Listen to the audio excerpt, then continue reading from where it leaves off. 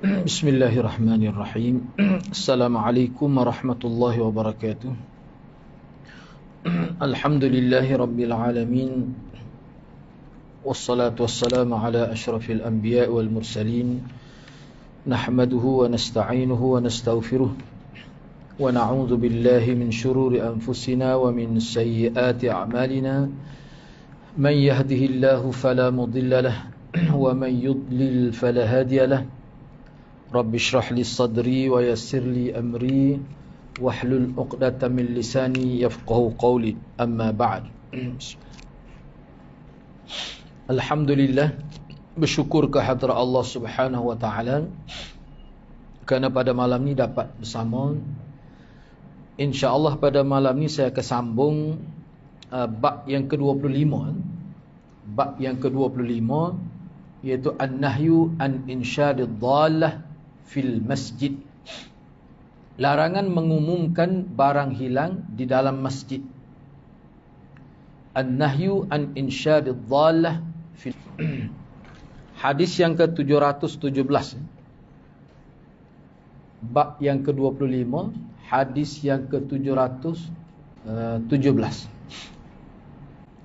Wa bihi qala akhbarana Muhammad bin Wahb qala hadatsana Muhammad bin Salamah an Abi Abdurrahim.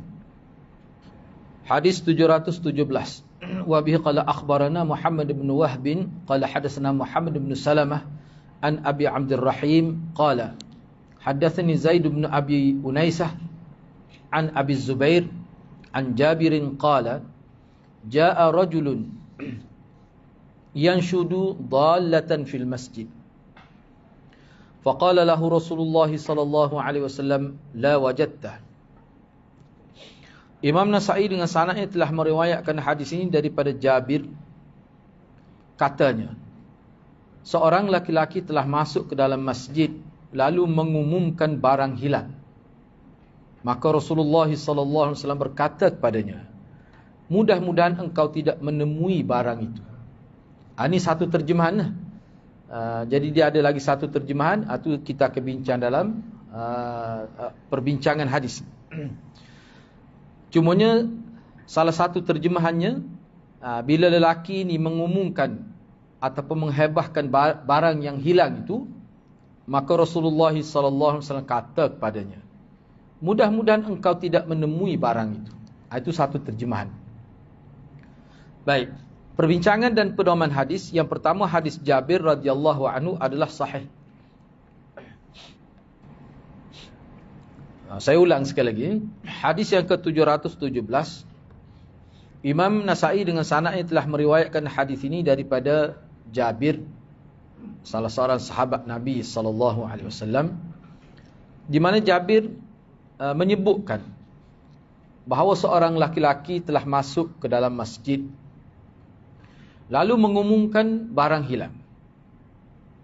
Maka Rasulullah sallallahu alaihi wasallam berkata kepadanya, la wajadta. Salah satu terjemahannya, mudah-mudahan engkau tidak menemui barang itu. Satu terjemahan lagi, saya sebutlah secara umum dulu, kemudian kita akan bincang. Salah satu terjemahan yang lain, la. La itu dengan erti larang. Jangan buat begitu. La itu makna larang. Jangan engkau buat begitu. Mudah-mudahan engkau menemui barang itu. Itu ada satu terjemahan. Jadi terjemahan yang kedua tu dia kena ada takdir. Dia kena ada perbincangan. Baik. Walaupun kebanyakan ulama mengatakan terjemahan pertama itulah yang betul. Okey. Perbincangan dan pedoman hadis. Yang pertama, hadis Jabir radhiyallahu an adalah sahih. Yang kedua, hadis bab menunjukkan larangan menghebahkan barang hilang di dalam masjid. Antara hadis lain yang menunjukkan larangan yang sama.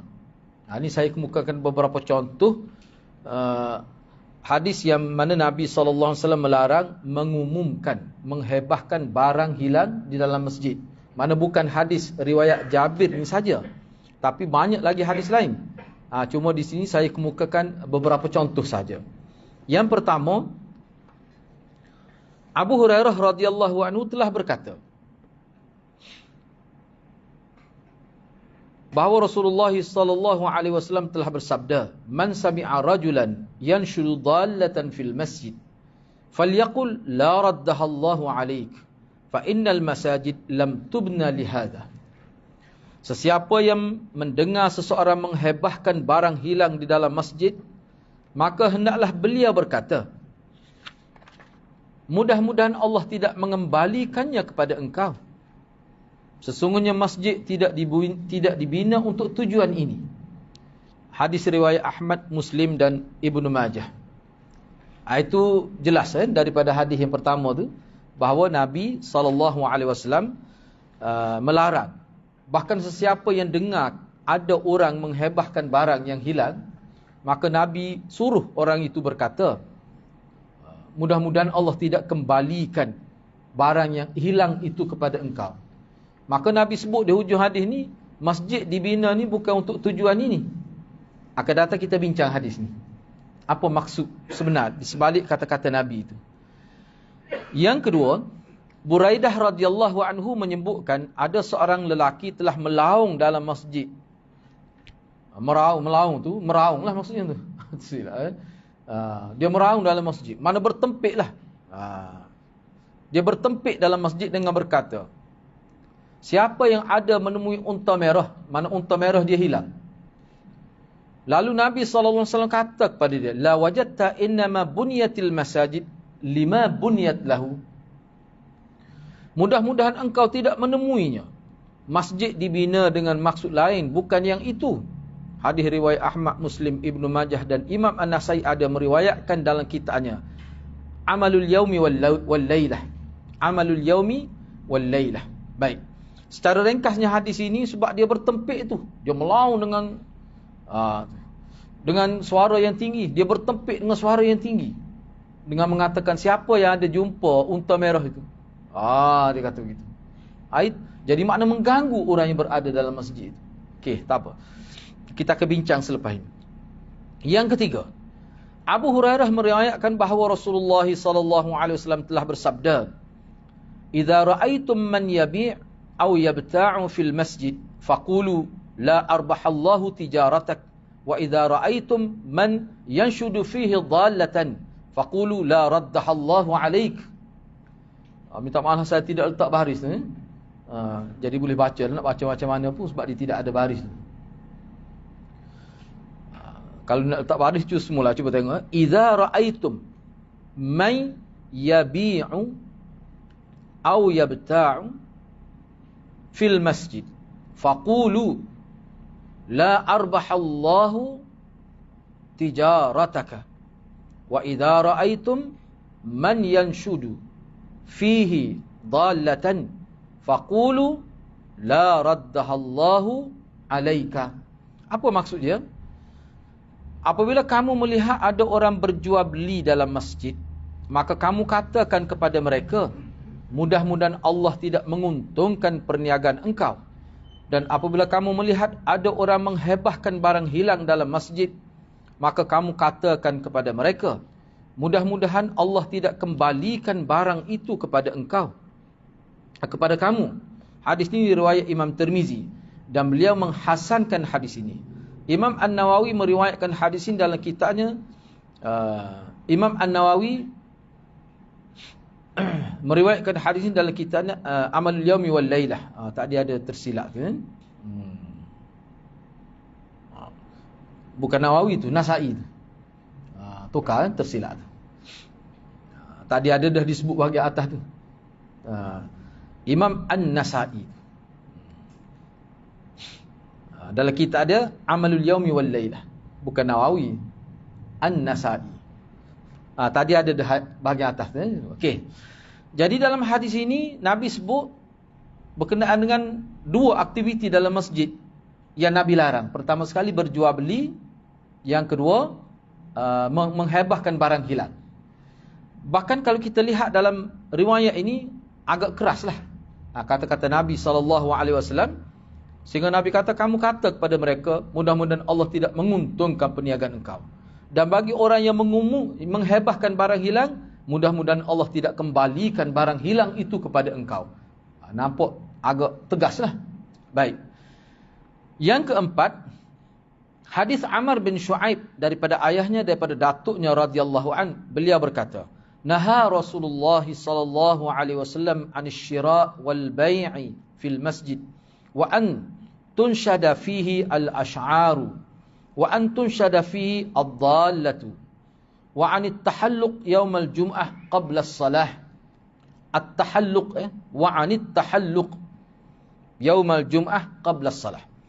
Rasulullah sallallahu alaihi wasallam melarang berjual beli dalam masjid, mendeklamasikan syair, duduk baca syair dalam masjid, menghebahkan barang hilang, dan berbual dalam kumpulan pada hari Jumaat sebelum salat.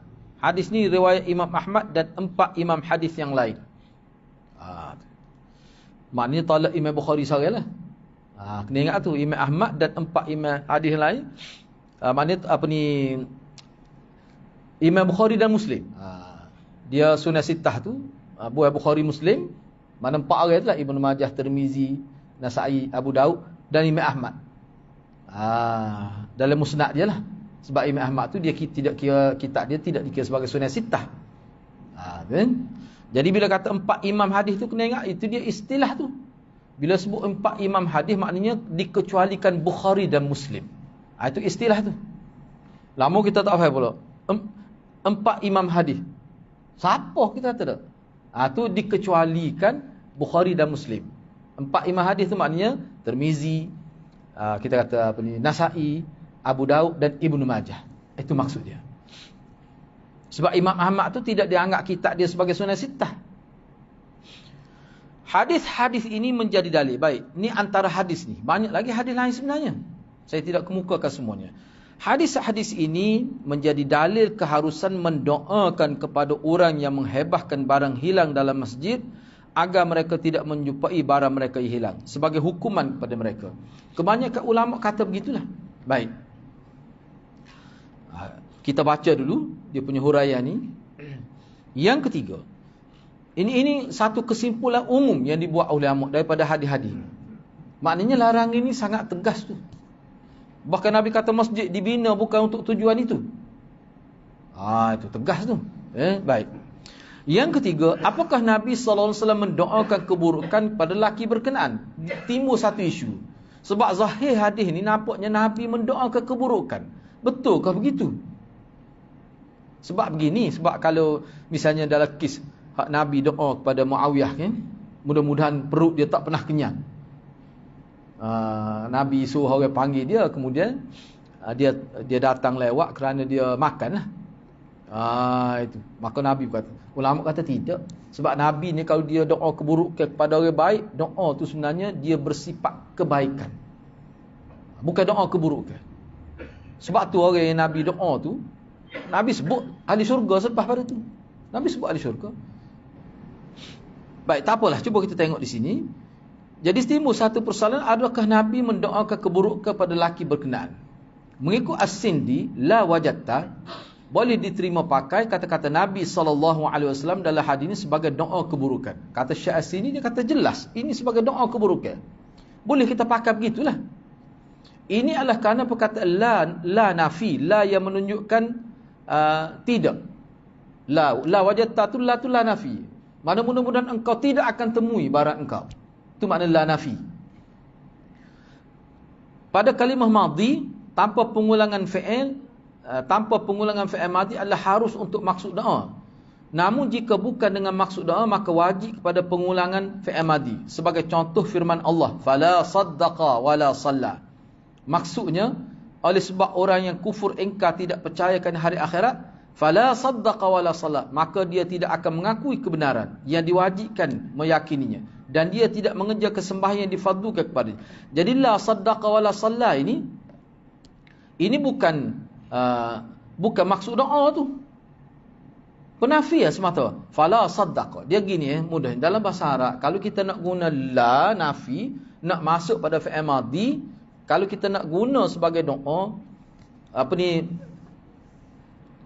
dia mesti ada pengulangan lah. Tu disebut. Cuba tengok sini lah. Asalnya, kalau kita perhati fala saddaqa wala salla tu, itu bukan doa tu. Itu asalnya bukan doa.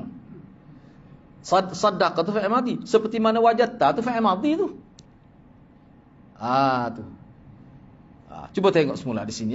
Di sebenarnya ada contoh lain. Okey, cuba tengok. Ni kata Syekh Sindi. Sebab dia ada bawah tu kita sebut yang lain. Baik. Kalimah la wajadta ni, la tu nafi. La nafi. Wajadta tu fi'il madhi. Fi'il madhi ma'ruf untuk mufrad muzakkar mukhatab dia panggil. La wajadta. Baik. Kata Syekh Sindi, la wajadta ni boleh diterima pakai kata-kata Nabi sallallahu alaihi wasallam ini sebagai doa keburukan. Kita boleh terima sebagai doa keburukan. Ini adalah kerana perkataan la nafi yang masuk pada kalimah madhi tanpa pengulangan fi'il, tanpa pengulangan fi'il madhi adalah harus untuk maksud doa. Boleh faham tak? Kalau ayat fala saddaqa wala salla itu bukan doa tu. Jadi kalau kita nak pakai la yang masuk dalam fi'il madhi untuk kita terima pakai sebagai doa, maka dia tidak perlu pada pengulangan lafaz itu. Sebenarnya kalau cek dalam Quran, sebenarnya beberapa contohlah. Kalau kita ambil dalam bahasa Arab biasa, la akala wala syariba. Mana dia tidak makan dan tidak minum. Baik. Itu bukan doa tu sebenarnya tu. Itu macam ayat penyata sahaja tu. Kalau kita nak guna, sebabnya umumnya ulama sebut asalnya tak boleh. La ni dia tidak makna doa bila dia masuk dalam fi'il madhi. Tetapi kalau kita tidak buat dalam bentuk takrar, misalnya la wajadta, mana tidak ada dua fi'il, seperti mana la saddaqa wala salla, fala saddaqa wala salla. Jadi bolehlah. Itu alasan dia. Sebenarnya ini kalau kita tengok dalam dia punya nahwu Arab tu, dia bincang dengan panjanglah. Jadi bolehkah kita nak kira sebagai doa? Boleh. Sebab apa? Sebab tidak berlaku pengulangan kalimah madhi. Jadi harus. Biasanya tak guna gini. Jarang guna gini ni. La wajadta. Kalau nak kira la wajadta maknanya tidak awak telah ketemui. Tu makna asal dia. Tu makna asal dia tu. Jadi kalau kita nak pakai dia sebagai doa, boleh di sini. Sebab apa? Sebab dia tidak berlaku pengulangan fi'il madhi di sini dalam ayat ni. Seperti mana fala saddaqa wala salla. Dia bagi tak belajar bahasa Arab langsung tu, memang dia payah.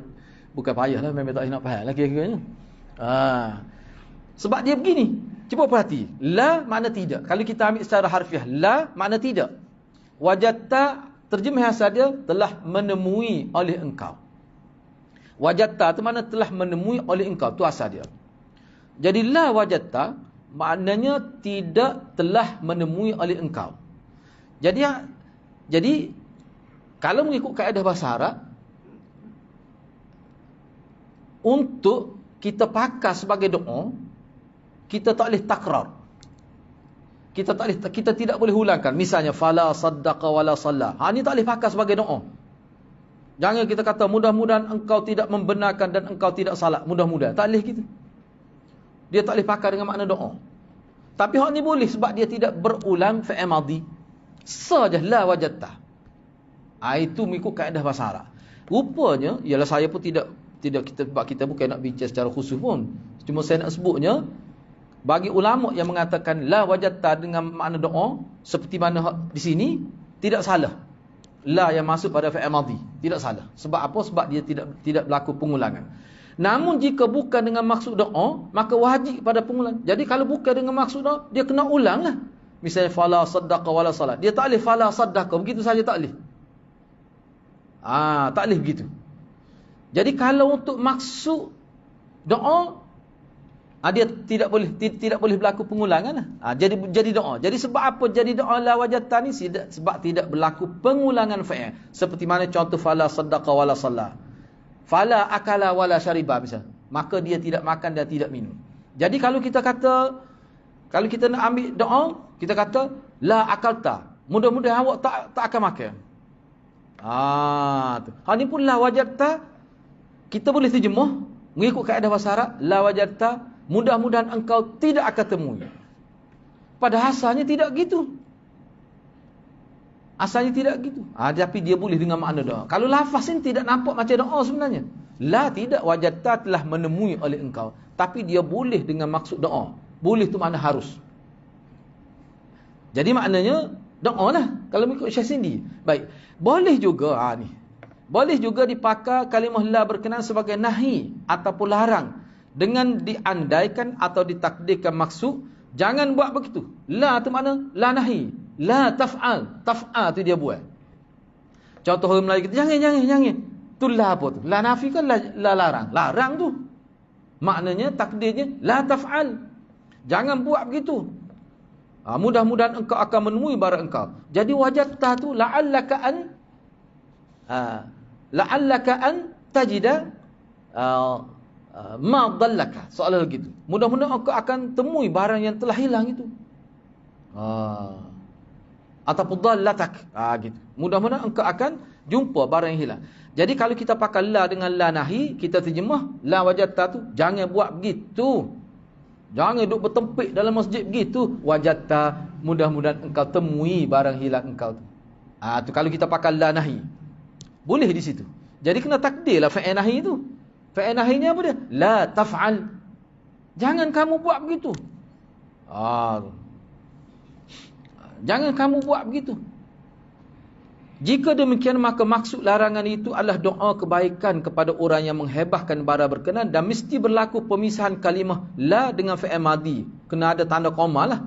Namun ada ulama mengatakan yang lebih kuat maksud ayat berkenan adalah doa keburukan sebagai peringatan kepada beliau dan orang lain agar berdisiplin ketika berada dalam masjid. Tapi kok mana pun kebanyakan ulama kata ini doa keburukan. Doa keburukan. Itu kebanyakan ulama kata. Baik. Imam Nawawi berkata, difaham daripada hadis berkenaan harus berdoa keburukan kepada orang yang menghebahkan barang hilang di dalam masjid agar mereka berhati-hati apabila berada dalam masjid dan tidak melakukan perbuatan sewenang-wenang tanpa ada disiplin. Kena ingat kata-kata Imam Nawawi ini bukan bermakna secara mutlak tidak boleh. Ni lelaki ni masuk ni dia sendiri ijtihad. Mana tidak cara disiplin lah. Contoh kita kata kalau di masjid ni kan biasa hebahan tu hari Jumaat misalnya. Jadi cara disiplin tu macam mana? Dia pilih waktu yang sesuai. Sebab apa? Pihak masjid yang buat. Pihak masjid yang buat hebat. Perhatian kepada semua. Jadi orang pun tidak terkejut lah. Ni ada maklumat penting yang hendak disampaikan, maka disebutlah begini. Itu maknanya disiplin. Itu sebab tu ulama kata boleh. Jadi larangan Nabi ni berkait supaya jangan mudah-mudah. Ni bahaya ke setiap orang masuk seolah-olah masjid ni tak ada disiplin. Masjid ni tak ada undang-undang. Seolah gitu. Setiap orang masuk ijtihad. Tak kira ada orang sedang buat apa. No. Orang sedang muzakarah ke. Tapi kalaulah melalui saluran yang betul, misalnya orang yang kehilangan barang itu, dia jumpa imam misalnya. Jadi imam tahulah waktu mana yang sesuai. Bagaimana bahasa yang digunakan. Dia akan pilih keadaan dia sesuai. Itu lebih berdisiplin. Supaya apa? Supaya masjid tidak jadi sewenang-wenang. Orang boleh guna dengan mudah-mudah begitu, tanpa ada disiplin. Itu yang dimaksudkan oleh Imam Nawawi. Sebabnya ulama kata boleh menghebahkan barang hilang dalam sebab apa? Misalnya Imam Abu Hanifah kata boleh. Sebab dia kata masjid dan juga Muhammad bin Salamah. Tokoh dalam mazhab Malik. Dia kata boleh. Sebab dia kata sesuai lah. Sebab misalnya hari Jumaat tu semua orang ada. Kebanyakan umat Islam kita kata di kawasan itu akan ada. Dan bila mereka berkumpul begitu ramai, apa faedah mereka? Selain daripada beribadat, faedah mereka tadilah. Kalau nak ijtihad barang hilang, di situlah tempat paling sesuai. Sebab itulah saya melihat perkara ini, kalau dalam konteks kita sekarang ni, mungkin banyak alternatif kita boleh buat. Melalui grup WhatsApp misalnya, ijtihad dalam FB misalnya. Maknanya kalau kita tidak guna saluran hebahan dalam masjid pun, banyak saluran lain yang lebih efektif kita kata. Itu. Baik, walau bagaimanapun perkara ini diharuskan oleh ulama, tapi dengan maksud disiplin. Jadi apa maksud hadis larangan ini? Para ulama menyebutkan maksud hadis larangan tadilah larangan itu bukan makna haram secara mutlak, tetapi dia lebih bersifat pada satu bentuk proses pendidikan supaya berhati-hati. Dia masjid ni kita kena berhati-hati. Kita akan bincang ke data tidur di masjid ni boleh ke atau tidak. Siapa begitu sekali? Takut sebabnya ditakuti masjid jadi tempat tidur. Boleh jadi gitu kalau kita tengok di kampung-kampung teruk, tak terkawal masjid ni. Lepas tu ada lagi kitab dia kata kalau balas dengan bini boleh ke tidak masjid. Dia pun mari riwayat Sayyidina Ali. Ada sekali tekih Fatinah nak pergi cari. Tak apalah kita bincanglah tu. Ulama kata sahih hadis tu. Itulah timbul hadis Abu Turab tu. Abu Turab tu. Syiah pun guna cara dia hadis tu. Kita apa tu kita bincang kemudian. Baik. Cuba tengok kesimpulan hadis. Diharuskan berdoa keburukan kepada orang yang tidak menghormati masjid dengan melakukan perbuatan yang boleh mengganggu orang yang sedang beribadat. Ini kesimpulan yang dibuat oleh ulama. Maknanya hadis-hadis nahi, hadis-hadis larangan dalam konteks menghebahkan barang hilang ni, perkara itu dilarang, dipertegaskan oleh Nabi kalau dilakukan dengan cara yang tidak berdisiplin. Masing-masing bila masuk masjid, ijtihad begitu saja. Macam tidak ada undang-undang pula. Itu yang dimaksudkan di sini. Jadi bolehlah kita doa. Mudah-mudahan tak jumpa, tak erti, nak tengok orang duk buat apa ni nak. Misalnya. Yang kedua, wajib disekat dan diberi peringatan yang tegas kepada sesiapa sahaja yang melakukan apa-apa tindakan yang boleh menghilangkan fungsi asal masjid. Yang ketiga, tindakan berdoa keburukan kepada orang yang mencemarkan kemurnian masjid, menghalang dan mengambil tindakan tegas kepada orang berkenan, ini termasuk dalam fardu kifayah. Mana kena ada pihak, bukan semua, bukan fardu ain, kena ada pihak tertentu. Misalnya, contoh kita kata, dia guna masjid ni untuk sebar ajaran salah misalnya. Dia ada sebuah masjid, masjid Telipuk lah. Pernah dulu ada, dia minta untuk buat halaqah. Ustaz ni dah meninggal dunia. Ustaz ni dia terlibat dengan ajaran salah. Asalnya dia okey sebab dia bidang usuluddin. Kepakarannya usuluddin, tiba-tiba terlibat ajaran salah, dia boleh lihat Allah dan dia boleh lukis gambar Allah. Dia suami isteri ni sesat. Jadi dia suami isteri ni pernah dia ijtihad bahawa perempuan haid wajib salat. Dia pernah minta untuk ambil satu sudut tu lepas asar lah. Dia nak macam nak berdiskusi dengan tim dia lah. Pihak masjid tak benar. Kalau benar itu haram, tak boleh. Mana masjid ni perlu ada kawalan. Jadi jadi pihak yang melarang itu bila dia telah menghalang, dia berjaya halang, maknanya sudah selesai fardu kifayah itu. Kalau tidak semua akan berdosa.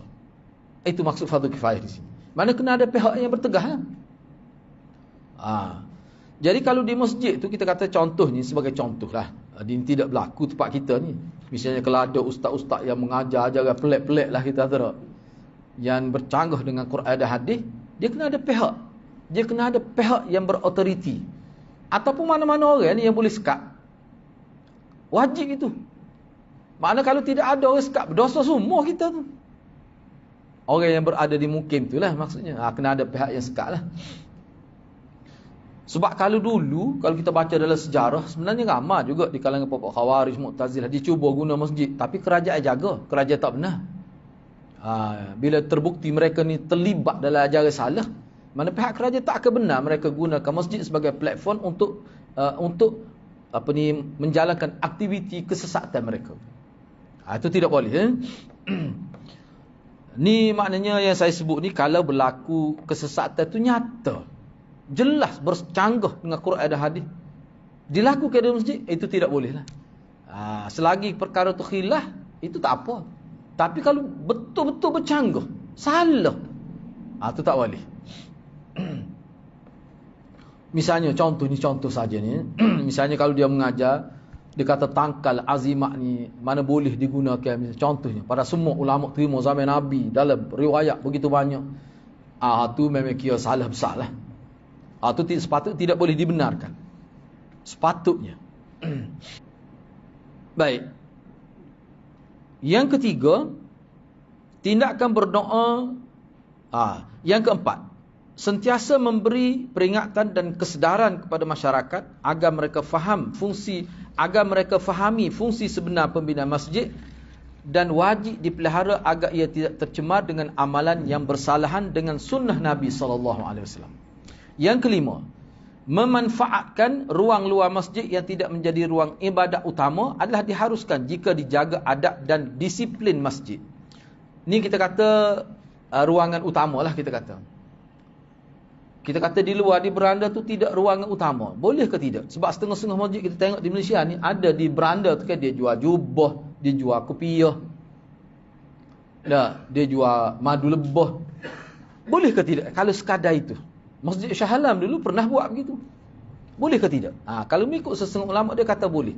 Tapi dengan syarat dia jaga disiplin. Disiplin paling utama ni masjid apa? Jangan bising. Itu yang utama mengikut ulama. Banyak lagi perkara lain. Tapi yang paling utamanya, mana tidak boleh buat bising di masjid. Itu yang utama. Nak bercakap pun boleh, bukan tidak boleh di masjid nak bercakap. Tapi janganlah mengganggu orang sedang ibadat. Ibadat ni sama ada baca Quran, salat, bertazkirah, itu termasuk ibadat. Jangan ganggu. Bukan tak boleh bercakap langsung. Bercakap hal dunia pun boleh. Tapi dunia yang ada manfaat untuk akhirat. Itu kena ingat. Misalnya kata di beranda tu, di luar tu, katakanlah, dalam keadaan tidak ada mana ruangan utama pun sudah boleh memuat jemaah. Dan dia buat, kita kata benar, misalnya contoh, kita letak, jual buku misalnya. Jual buku. Boleh. Dan tidak bising pun, tak mengganggu, bahkan memudahkan orang untuk beli bahan ilmiah. Tidak jadi masalah, bahkan itu kebaikan. Sebab dia asalnya jangan mengganggu. Sebab itulah kalau kita lihat perbincangan, misalnya di sini dia ada satu buku tu dia bincang khusus. Kanak-kanak boleh datang ataupun tidak ke masjid.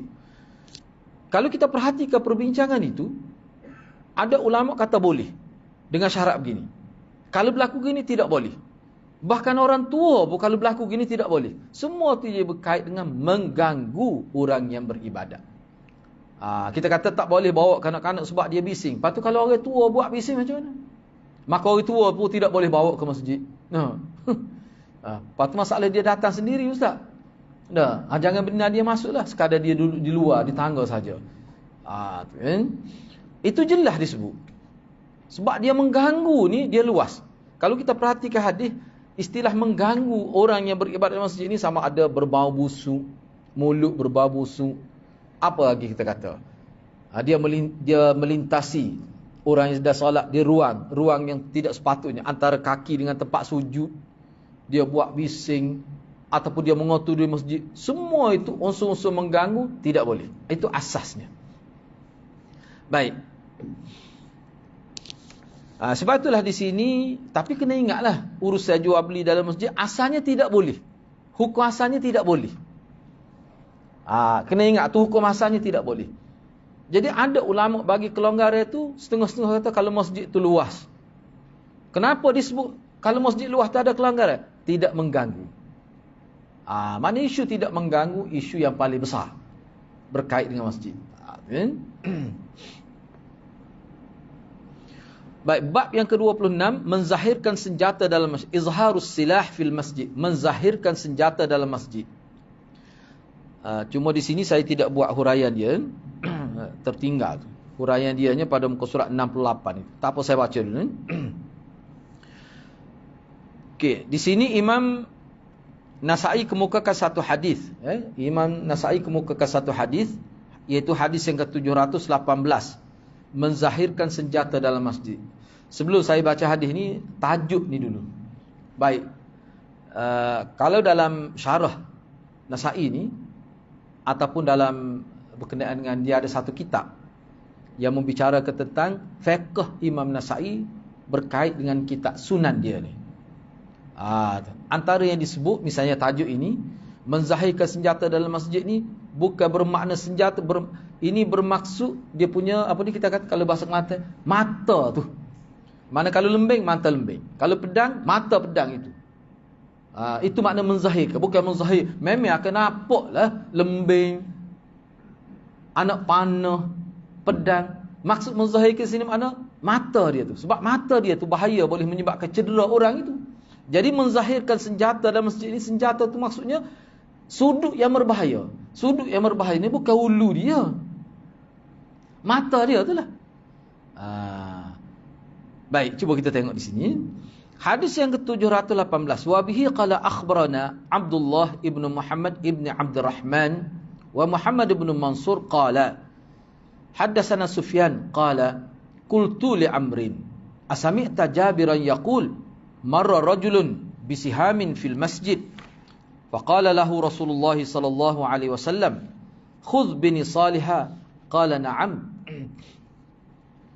Imam Nasa'i dengan sanad telah meriwayatkan hadis ini daripada Jabir. Kata Jabir, seseorang telah melalui ruang dalam masjid dengan membawa busur panah.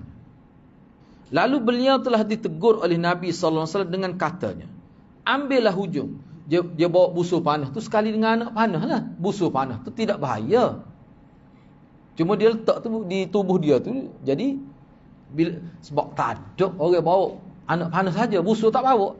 Nah, sebab siham di sini maknanya busur panah itu. Anak panah tu dia panggil nisal. Nisal tu ada anak panah tu. Jadi disebut sini dia bawa busur panah dia.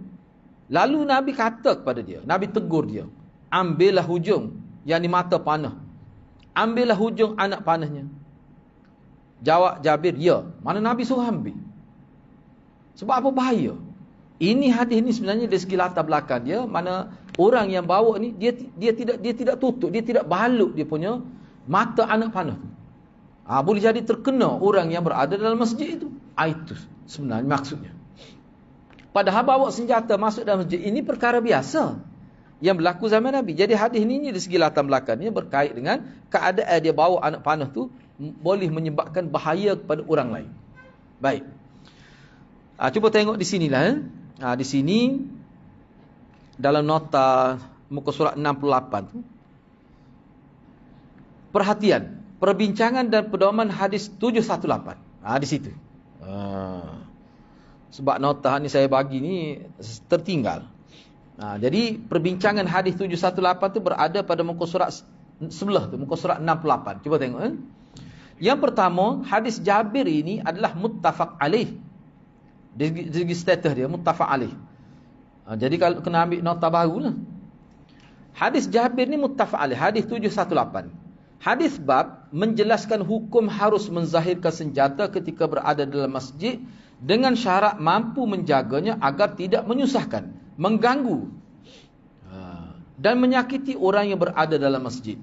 Adapun berkait dengan hadis riwayat Imam At-Tabarani dalam Al-Awsa'nya, begitu juga dalam Al-Fath, yakni Fathul Bari, yang bersumberkan daripada Abi Sa'id radhiyallahu anhu, beliau telah berkata, Rasulullah sallallahu alaihi wasallam telah melarang membalik-bolakkan senjata dalam masjid. Larangan ini diterima pakar jika ada unsur-unsur yang boleh mencederakan orang lain.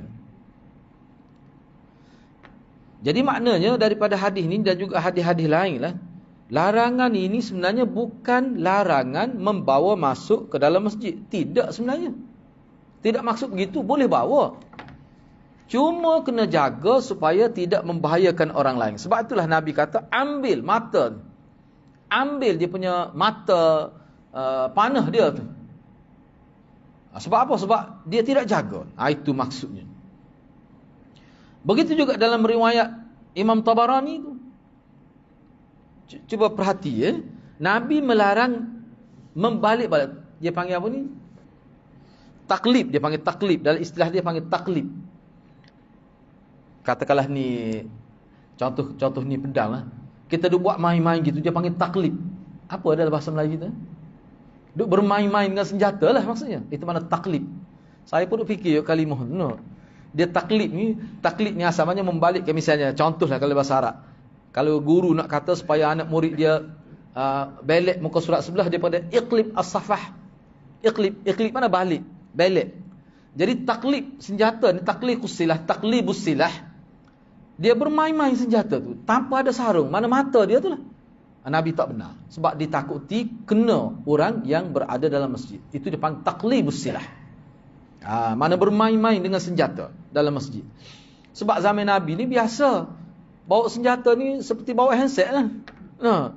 Yang Nabi tak benar tu, kalau tanpa sarung, misalnya pedang tanpa sarung, itu dia lain lah. Itu boleh jadi nak berlaku perbalahan dan sebagainya. Tapi senjata ni lembing, panah, pedang, ini biasa. Biasa dibawa. Tu. Sebab tu Nabi kata dalam riwayat ini, dalam Fathul Bari pun disebut, syarah pada kita kata Sahih Bukhari lah. Memang ada disebut dengan jelas. riwayat daripada Abi Sa'id, Nabi larang membalik bola. Maknanya Nabi larang tu perbuatan itu, perbuatan membalik bola tu. Nabi tidak larang bawa senjata masuk dalam masjid. Jadi hadis ni difaham oleh ulama bahawa boleh bawa, tapi kena jaga supaya tidak mencederakan orang lain. Itu maksud dia. Yang ketiga, syariat memberi perhatian yang utama tentang hak keselamatan dan kebaikan kepada masyarakat. Dan hadis ini juga menggambarkan tentang akhlak Nabi SAW terhadap rakyatnya. Sebab Nabi ni, Nabi bercakap ni sebagai pemimpin. Dalam hadis ni Nabi bercakap ni sebagai pemimpin. Seolah-olah maknanya Nabi sebut ni apa ni kita kata peraturan lah, disiplin. Nak bawa senjata, ni kena ada disiplin dia, begini. Itu maksudnya. Baik, seterusnya kita pergi kepada bab yang ke-27. Tashbiqul asabi' fil masjid. Menyilang jari jemari di dalam masjid. Menyilang jari jemari, tashbik ni begini. Tashbik ni begini. Tashbik ni mana begini. Dia buat begitu. Itu mana tashbik. Tashbik ni mana begini. Baik, hadis yang ke-719. Wabi qala akhbarana Ishaq bin Ibrahim. Qala anba'ana Isa bin Yunus. Qala hadasana al-A'mash. An Ibrahim anil Aswad. Qala dakhaltu ana wa Alqamah ala Abdullah bin Mas'ud. Faqala lana asalla ha'ula. قلنا لا قال قوموا فصلوا فذهبنا لنقوم خلفه فجعل أحدنا عن يمينه والآخر عن شماله فصلى بغير أذان ولا إقامة فجعل إذا ركع شبك بين أصابعه وجعلها بين ركبتيه وقال هكذا رأيت رسول الله صلى الله عليه وسلم فعل. Jadi di bawah tajuk ni Imam Nasa'i kemukakan dua hadis. Dua hadis 719 dan 720. Okey, baik, cuba tengok hadis. Maksud hadis 719 itu, Imam Nasa'i dengan sanad telah meriwayatkan hadis ini daripada Abdullah bin Mas'ud, di mana Abdullah bin Mas'ud telah berkata kepada kami, kata Alqamah dan Al-Aswad itulah. Al-Aswad dan Alqamah, cerita dia ni begini ya. Kalau kita baca bahagian atas itulah. Jadi kata Al-Aswad, dia kata saya dan Alqamah. Ni kata Al-Aswad, saya dan Alqamah telah masuk menemui Abdullah bin Mas'ud. Bila kami masuk, dia pun kata kepada kami, mereka telah salatkah? Kami dua orang tu, Aswad dengan Alqamah, masuk jumpa Abdullah. Jadi kena faham di sini, Al-Aswad dan Alqamah ni, ini dia ni pemimpin pada waktu ini. Dia ni adalah pemimpin. Baik. Bila dia masuk bertemu Abdullah bin Mas'ud, Abdullah bin Mas'ud kata, mereka telah salatkah? Mereka di sini maksudnya kamu berdua dan rakyat. Sebab pada waktu ini dia ada isu. Kalau mengikut dalam kalau dalam syarah disebut, sebenarnya latar belakang hadis ni dia ada isu salat, sebab ada pemimpin salat lewat.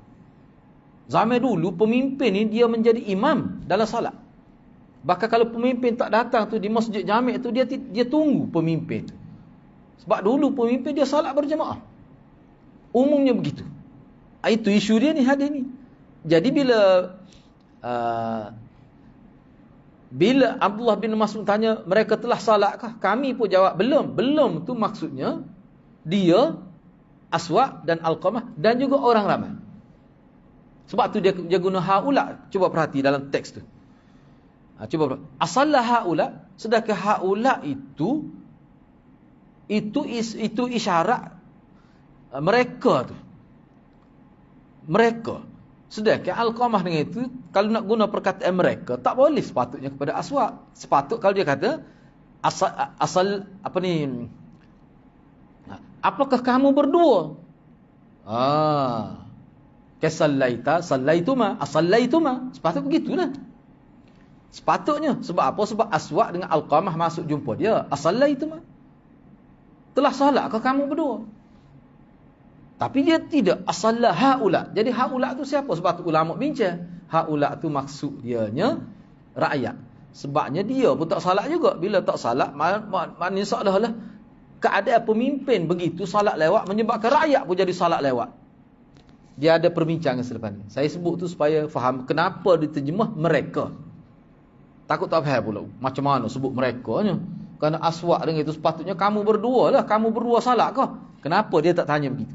Sebab isu di sini, isu pemimpin lewat, rakyat pun jadi lewat. Jadi ini merupakan satu bentuk kritikan Abdullah bin Mas'ud kepada pemimpin pada waktu itu. Kamu kena salat awal waktu, barulah rakyat jadi begitu juga. Baik, selepas ni ada perbincangan sedikit tentang itu. Cuma saya nak sebutnya kenapa diterjemah mereka tu. Kenapa Ibnu Mas'ud guna mereka tu? Sebab dia ada isu di sebalik tu. Bila Ibnu Mas'ud kata mereka telah salat kah? Kami jawab. Kami jawab. Kata Aswad lah. Belum. Tak lagi dia kata. Lalu beliau berkata, yakni Abdullah bin Mas'ud, bangun dan salatlah. Bangun dan salatlah. Kami pun pergi untuk membuat saf di belakang beliau. Ni di rumah dia ni, bukan di masjid. Di rumah Abdullah bin Mas'ud. Beliau telah meletakkan salah seorang dari kami di bahagian kanan dan yang seorang lagi di bahagian kiri beliau.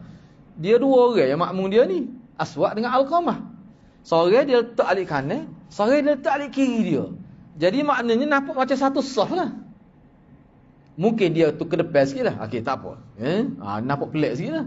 Tak ada buat kita nak. Baik. Maknanya dia letak kami ni, salah seorang daripada kami ni, kata Aswad, dia letak sebelah kanan. Dan yang seorang lagi letak di sebelah kiri. Jadi tidak letak belakang seperti biasa. Beliau salat tanpa azan dan iqamat. Dan apabila selesai salat, beliau telah menjalingkan jari jemarinya. Ni silap terjemah ni. Macam mana boleh silap ni? Silap ni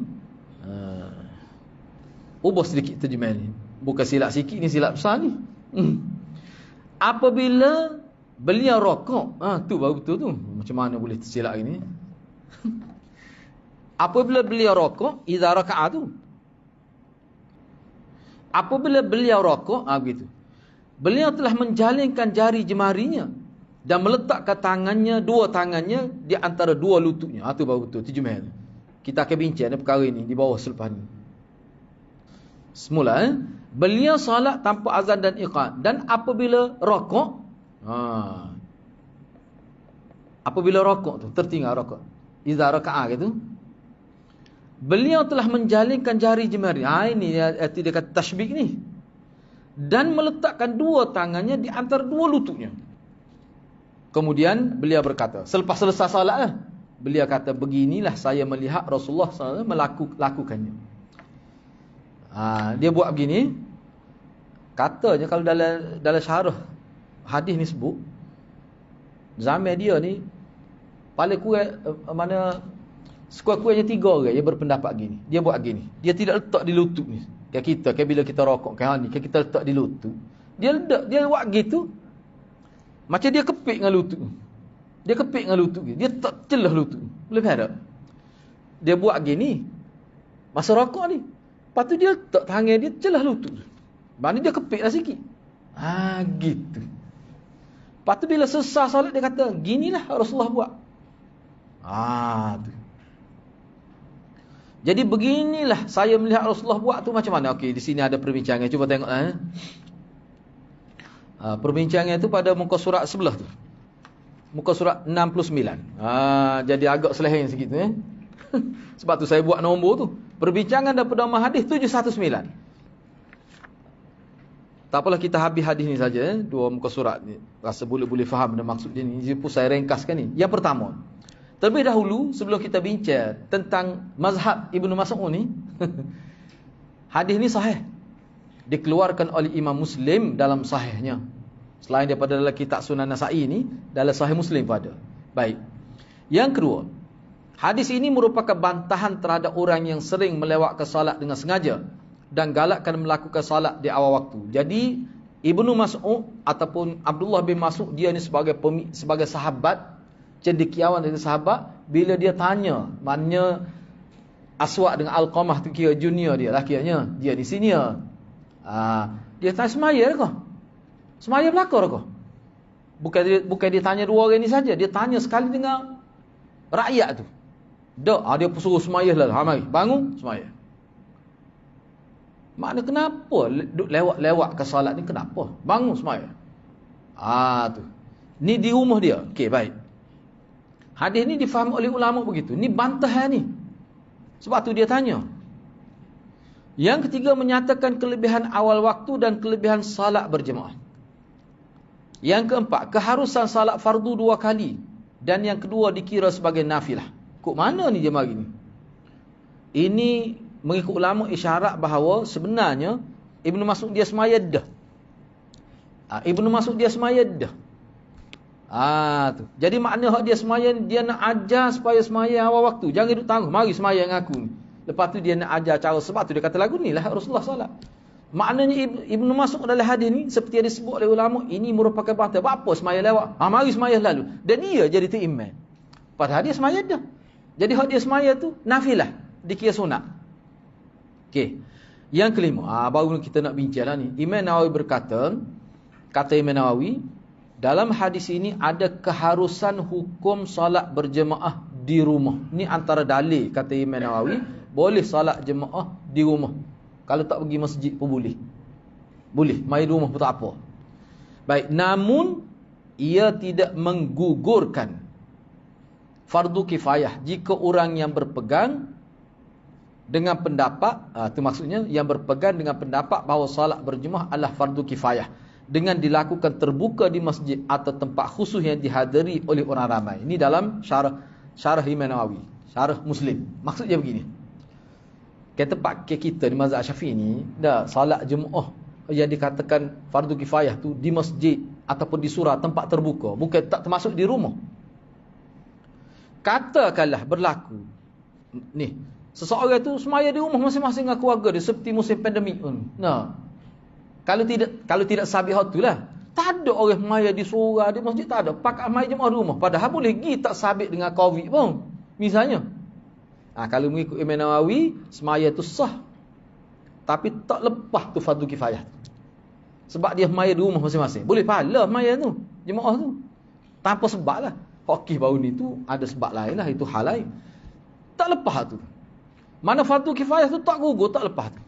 Sebab yang dimaksudkan fardu kifayah mengikut orang yang, sebab ada yang kata, memang ada pun pendapat kata tak kira lah asalkan semaya di rumah. Kalau ada orang semaya di rumah, jemaah pun lepas habis dosa orang lain. Ada yang kata begitu. Tapi bagi pendapat yang mengatakan misalnya dalam mazhab Syafi'i, fardu kifayah jemaah ni sebagai syiar. Bila sebagai syiar, dia tak lewat rumah. Syiar ni maksudnya pakat honggak, pakat tubik daripada rumah pergi ke satu tempat. Itu makna syiar itu. Surah ke tak kira lah. Balasah ke. Mana daripada rumah, keluar daripada rumah masing-masing. Pergi semasa. Hatu baru lepas. Kalau tidak, dosa habis satu qaryah tu. Ini kata Imam. Tu. Tapi bagi yang tidak berpendapat gitu, tak ada masalah lah. Kalau tidak dalam mazhab Syafi'i. Yang kata, dak asalkan semaya Jumaat saja. Kalau buat di rumah pun tak apa. Dalam setengah syarah kata, buat sembunyi-sembunyi pun tak apa. Mana lepas dosa orang lain. Tapi kalau mengikut dalam mazhab Syafi'i, dak. Sebab bila kita kata syiar, dia kena buat secara terbuka. Itu yang dimaksudkan di sini. Baik. Sekarang ni kita pergi kepada isu sesuai dengan tajuk lah. Perbuatan tatbiq. Dia tashbik pun boleh, tashbik pun boleh, tatbiq pun boleh. Dia dua istilah tu kan. Kalau dia begini, kalau tashbik ni semata-mata buat gini, mengikut setengah ulama dia panggil tashbik semata buat gini. Tapi bila berkait dengan Ibnu Mas'ud ni, setengah ulama kata tatbiq. Tatbiq ni buat gini, lepas tu dia letak di celah paha dia tu. Bukan celah paha, di antara lutut tu. Sakit pinggang kat lah kena buat tu, terawat lah tahu. Sebab biasa kita rokok ni, kita tokak di lutut lah. Kita guna lutut tokak. Tapi mana kena perlu gagah benar dia punya belakang tu. Sebab bila dia letak gitu, tangan ni dia tidak bertungkat pada lutut tu. Dia buat gitu. Dia letak antara dua lutut. Tidak, kalau kita pegang lutut tu. Baik. Perbuatan tatbik iaitu menyilangkan jari jemari ketika rokok dan meletakkannya di antara dua lutut dan berdiri imam di antara dua makmum ketika salat berjemaah apabila bilangan makmum dua orang. Ini adalah mazhab Ibnu Mas'ud.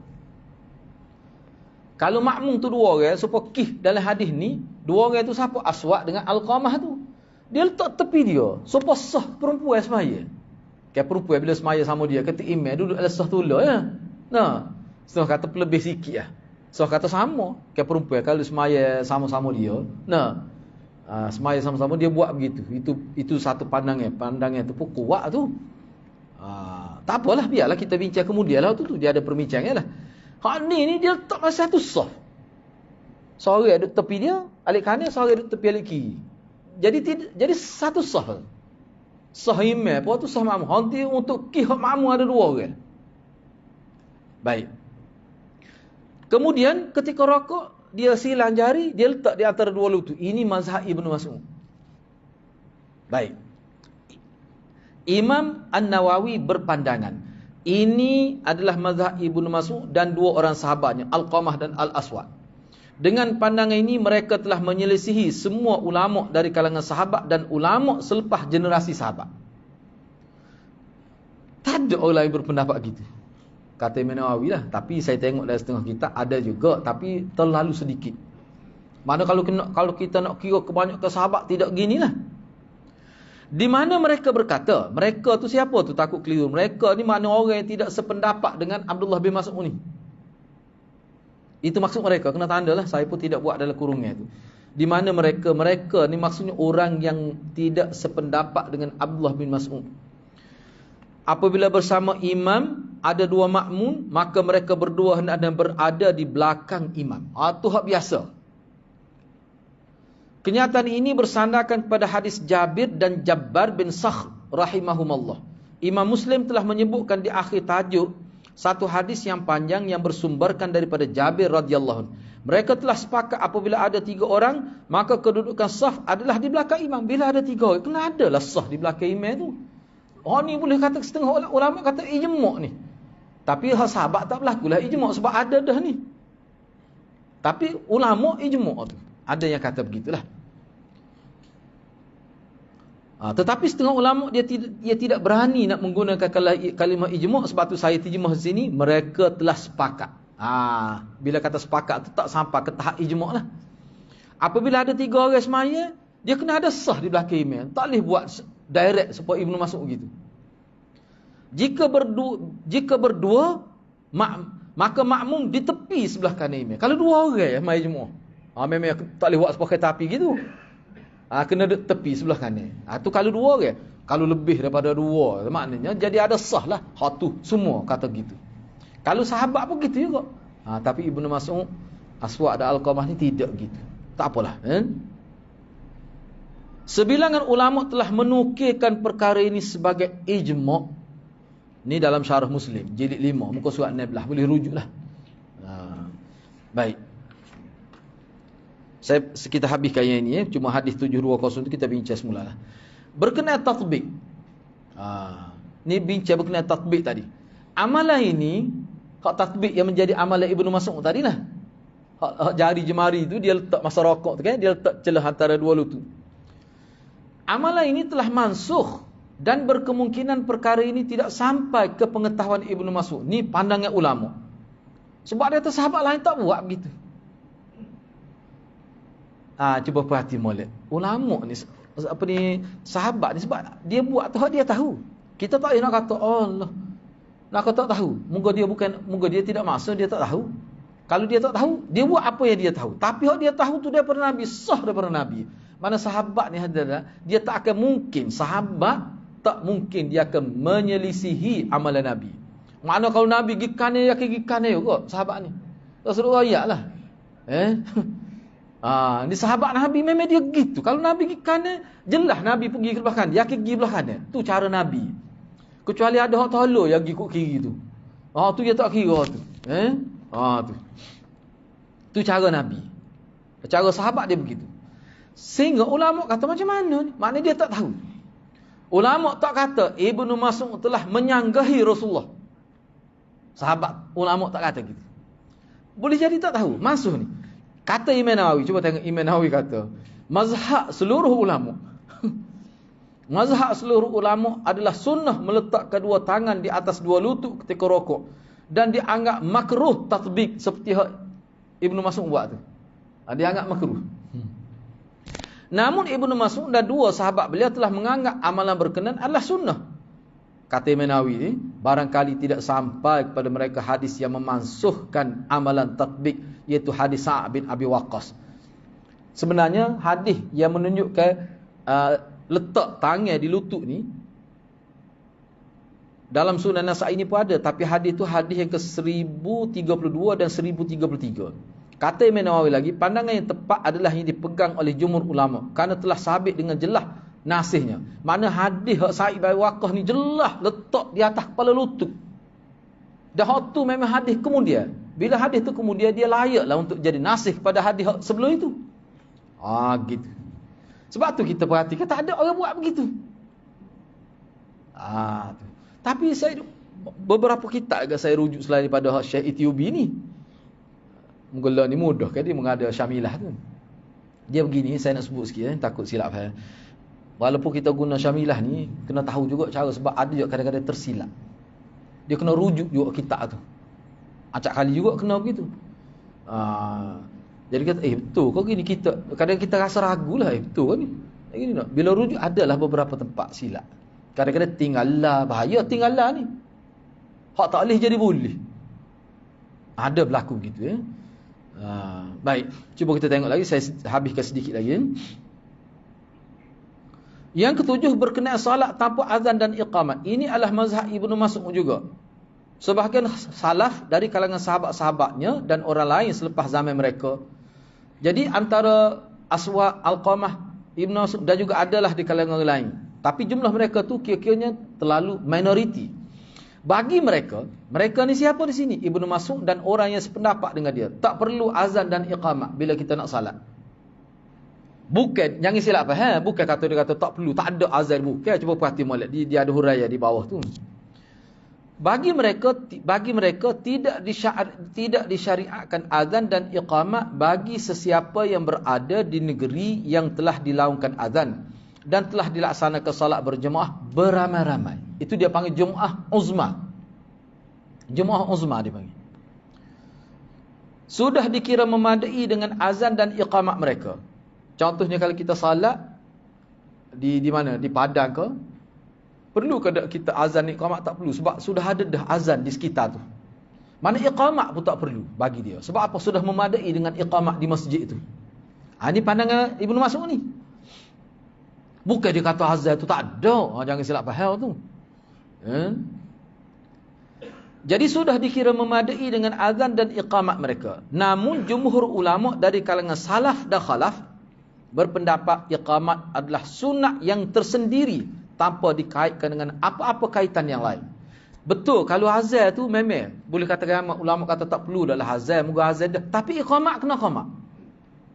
Setengah ulama kata semaya seorang pun kena qamat juga. Sebab qamat ni dia guna istilah hak qamat. Qamat ni dia ada hak dia. Hak dia apa? Bila nak semaya? Semaya apa? Semaya fardu. Itu hak iqamat. Kalau azan tak perlu dah azan. Dalam mazhab Syafi'i begitu. Misalnya kita semaya di rumah. Dah. Kayak baru ni musim pandemik ya dah. Tok bila boleh pergi masjid. 2 orang. Sekadar cukup jadi jemaah. Orang lain tak boleh pergi. Jadi kita dengar dah tok bila tu azan. Lepas tu kena azan lagi ke rumah. Tak payah. Tapi iqamat kena. Itu jumhur ulama. Sebab iqamat ni dia ada hak yang tersendiri. Tak berkait dengan apa yang disebut oleh, apa yang difahami oleh Ibnu Mas'ud itu. Bahkan tidak memadai dengan iqamat yang dilakukan oleh salat jemaah yang lain. Tak boleh. Untuk iqamat ditekankan. Azan tak apa. Berlaku khilaf di kalangan ulama berkait dengan azan. Sebagai ulama mengatakan tetap disyariatkan. Tinggal tu mengatakan tetap disyariatkan. Walaupun telah dilakukan azan di tempat lain. Maknanya walaupun azan dah di masjid, bila kita nak mai rumah, syariat ni mana sunat, bukan wajib. Mana sunat kita azan pula. Ada ulama kata gitu. Tapi hak iqamat sana lebih ditekankan. Azan ni khilaf. Ada sebagai ulama mengatakan sudah tidak disyariatkan jika dilaungkan azan tempat lain. Tak jadi sunat dah azan tu. Sebab sudah dilaungkan di tempat lain. Tapi iqamat tetap. Itu kebanyakan jumhur ulama kata begitu. Baik, yang terakhir mengikut Imam An-Nawawi, pendapat yang sahih adalah disyariatkan azan jika seseorang tidak mendengar azan, kecualilah jika beliau telah mendengarnya. Katakanlah kita tak dengar azan. Sunatlah kita melaungkan azan walaupun di rumah kita. Itu yang dimaksudkan oleh Imam Nawawi. Baik, untuk tajuk seluruh itu kita bincang dalam minggu hadapan insya-Allah. Jadi saya setakat itulah dulu. Jadi di sini kita boleh faham kalau kita lihat di kalangan sahabat pun sahabat ni antara sebab ni disebut ni oleh Syah Waliullah pun dia sebut dalam kitab risalah kecil dia, mana khilaf yang berlaku di kalangan sahabat salah satunya kerana maklumat. Misalnya kenapa boleh kata sahabat ni, umumnya sahabat yang menjadi arus perdana sahabatnya apa dia, kita kata dia azan dan iqamat ataupun iqamat itu, kemudian tidak melakukan tatbik ataupun tashbik, silang jari kemudian letak di tengah lutut. Masalah sekarang ya, Ibnu Mas'ud buat gitu tu apa? Sebab dulu ada. Dia kata sendiri, tak kira dia menipu. Dia kata ginilah Rasulullah buat. Maknanya ada. Memang ada pun. Cuma ulama kata masuk dah tu. Masuk dengan hadis Sa'id tadi lah. Tak boleh dah tak pakar dah tu. Sebab tu jadi kita nak kata Abdullah Ibn Mas'ud ni buat bid'ah. Tak boleh. Tak ada ulama kata. Tak ada ulama kata bahawa Ibnu Mas'ud telah buat bid'ah. Tapi ulama kata ni mazhab dia, bukan bid'ah. Cuma nak kata lagu mana tu? Dia gini sebenarnya, saya pun terfikir juga. Tak kira dia tak tahu. Dah orang lain kata riti tidak buat gitu. Kena ingat kau sahabat ni, sebab dia tidak sebut je. Sahabat ni kalau dia tahu dia akan buat tu. Dia kata aku tengok dia Nabi buat gini. Sebab dia kata Nabi buat gini, dia tengok sendiri. Lepas tu dia tak pakar dia orang lain. Tu ada itulah semua ulama kata ada sahabat ni hak dia tengok sendiri tu, hak tu bagi dia lebih. Dia kira gitu nak mana? Hak kamu tak tengok tu dia sudah. Nak ayatnya khilaf berlaku dengan sahabat ni atas kerana maklumat. Hak ni tahu dia buat gini. Maknanya hak dia tahu, dia akan buat gini hak dia tahu. Sebab tu saya kata kalau Nabi ikut kerana dia akan ikut kerana juga. Sebab dia tahu gitu. Ni kalau Nabi buat gini dia tahu. Dia tahu dah Nabi buat gini, dia tahu. Mana sahih lah. Tiba-tiba dia ikut orang lain lagi. Itu bahaya tu. Bahaya tu. Dah jelas Nabi lalu ikut kanan, tiba-tiba dia ikut kiri, nak ikut orang lain. Bagaimana dengan hukum dia? Hak dia tahu Nabi jelas Nabi ikut kanan tu. Hak jadi khilaf di kalangan ulama. Bila tak jelas Nabi buat macam mana? Bila tak jelas. Tak jelas Nabi pergi ikut kanan. Baru boleh ikut ulama. Ulama yang jelas, bukan ulama bermasalah. Jadi tajuk tu tak kena. Sepatutnya perbandingan yang dibuat tu sepatutnya untuk orang yang menyelisihi sunnah. Hak tu baru tepat dia punya perbandingan tu. Tu. Jadi peninglah kalau ikut tu. Sebab tu jangan ikutlah tu. Itu termasuk dalam perkara yang bagi saya perkara yang paling tidak kita boleh kata itu suatu kesalahan. Kalau kita tidak kata sesat. Paling tidak itu satu kesalahan. Satu kesilapan dalam buat perbandingan. Begitulah. Baik, saya setakat itulah dulu. InsyaAllah untuk hadis yang ke-720 kita akan bincang dalam sesi hadapan insyaAllah. Aqulu qawli hadha wa astaghfirullahal azim li wa lakum. Wassalamualaikum warahmatullahi wabarakatuh.